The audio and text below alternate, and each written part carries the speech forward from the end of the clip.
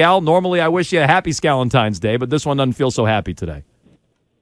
Yeah, it's been a brutal loss yesterday. So brutal. You guys probably thought I was ducking you, but I just got on my tractor and did tractor work all day. Tractor? Yeah, I was just out in the yard all day, and I just completely forgot about the call. But trying to just get my mind off of this thing, and hopefully, like different things maybe the Celtics can do to get back and even the series out. So normally I would get sidetracked by this tractor question, but I'm going to try to stay focused here on the Celtics and their struggles. I have brought this up before, Scal, to you, and I think we've butted heads on this in the past that something feels a little off with the Celtics. And I'm paraphrasing, but you've said, well, in the regular season they're playing down to their level of opponent, but maybe they will flip a switch in the postseason. It doesn't seem to be that switch has been flipped with this team. I was watching your post-game commentary last night. You're out on your tractor today, driving around trying to look for answers. So it seems like you're more frustrated and at a loss for words with this team than you have been. How are you feeling about them and where they're at down 3-2? Yeah, I mean, I think I talked to you guys after one. I didn't care about James Harden scoring 45 in game one. I mean, like, that kind of stuff does happen in the NBA. Loved what I saw in 2 and 3. Loved it. Like, I just come on, man, who's beating this team right here when they play like that? And then 4, I don't I guess I came out I guess you were right about them coming out flat. Like, I don't get it. I just don't get the complacency.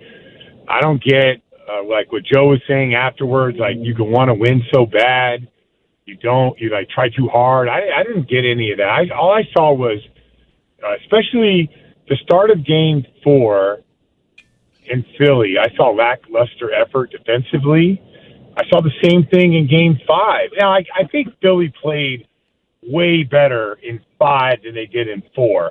I thought Doc had some great answers for them. Like, the great answers were if you pressure Harden, which had a tremendous amount of success, if you pressure him, then we'll just pass the ball to somebody else. And if you pressure that guy, we'll just throw it to Embiid, and we'll get into our offense. Like, I just thought that was a good idea for Doc to get the ball out of the hands of whoever's pressuring. And Jaylen Brown seems to be the guy that's had the most pressuring the ball, and it just didn't really make anybody go against him. So I thought that, good job by them. And it totally negated the Celtics defense. And then, I guess the final thing I would say is I don't understand why we're not playing Rob and Al. And I've had arguments with Joe on the plane or in the back room, and I never would bring it up. I just trust that their numbers, they have so much more access than I do, and their numbers are right. Like, the net rating of those two guys is amazing. I don't understand why they're not on the floor together. So they must know something more than but I would think that those two guys need to play together, especially against a big physical team like the Philadelphia 76ers. Yeah, Scal, I wanted to ask you about that. And Rob, in particular, got in with, I think, 2.5 minutes left in the first quarter last night and only played 18 minutes. Is there something going on with him health-wise, or is this a strategic matchup that Joe's going with, to your knowledge? Well, like I said, my conversations all year, I'm why? I get it. I totally get it.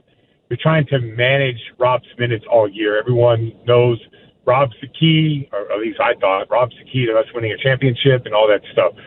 And so I said, well, I understand managing his minutes, but in the playoffs, you're going to have to play those two.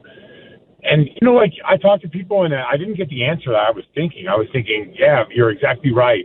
When those two are together, how is teams going to score on the Celtics? It was it doesn't really matter. You could play this guy or that guy. As long as one of them is on the court, we seem to be good. But it feels to me both those guys need to be out there for us to have a dominating presence. Because I don't know about you. I mean, tell me if I'm wrong. I've been wrong a lot in the playoffs. And I'm starting to reevaluate this whole regular season versus playoff thing.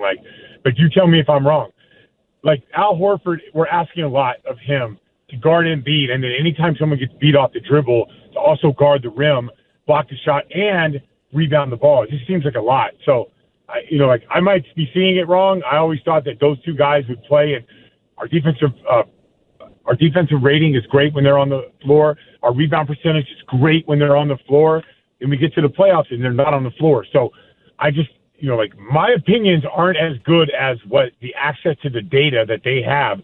So I just assumed that they knew what was going on. But I've always thought that those two guys together make us unbeatable. It's not all the other things that make us unbeatable. It's those two guys that I thought made us unbeatable. Scal, you talked about the complacency and how you don't understand. I don't think anybody understands the complacency right now, for sure. This team was in this situation last year and was able to win Game 6 on the road. Is there a player on this roster that's going to flip over a table or show some sort of fire and passion and intensity here before this elimination game?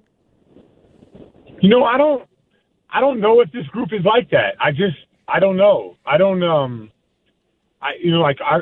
think it's a really different generation, and it's, I'm not trying to be like the old guy on my porch or anything like that. I just think, I just feel like there's a big discrepancy between the way it was and the way it is now. So I'm not sure that someone's going to do that or not. I think they can look at it, logically and say, this is what we have to do.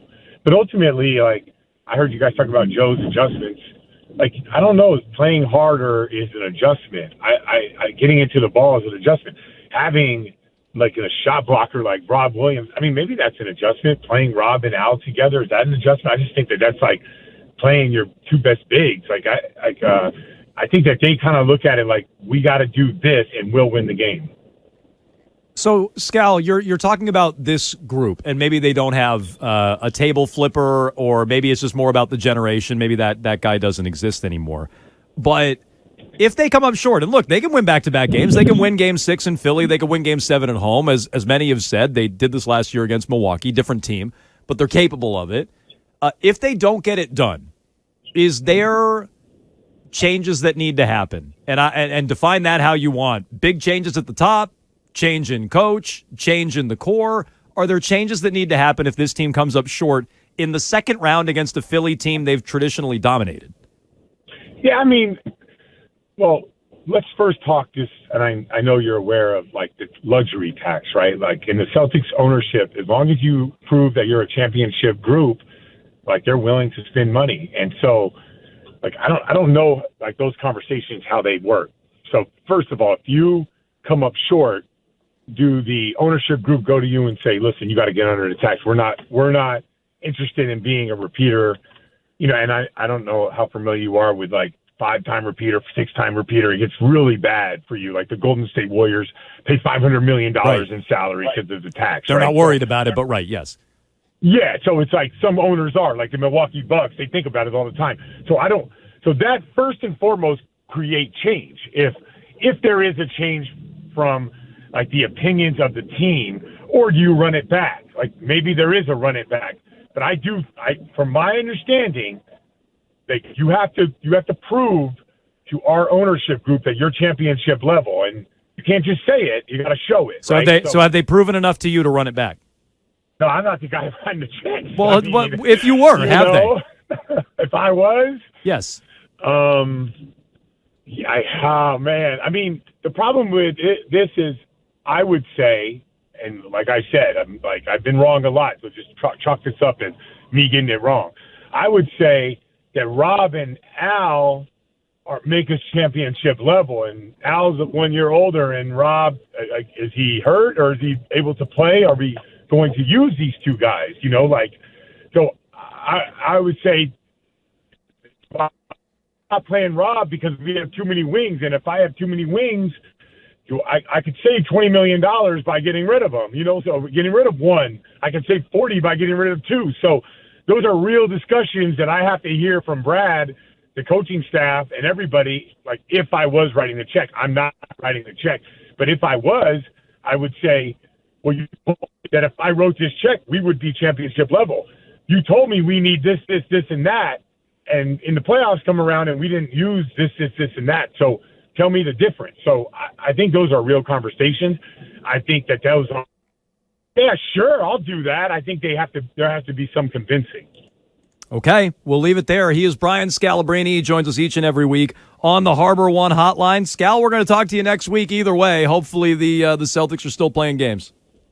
All right, sounds good. See ya. All right, Brian Scalabrine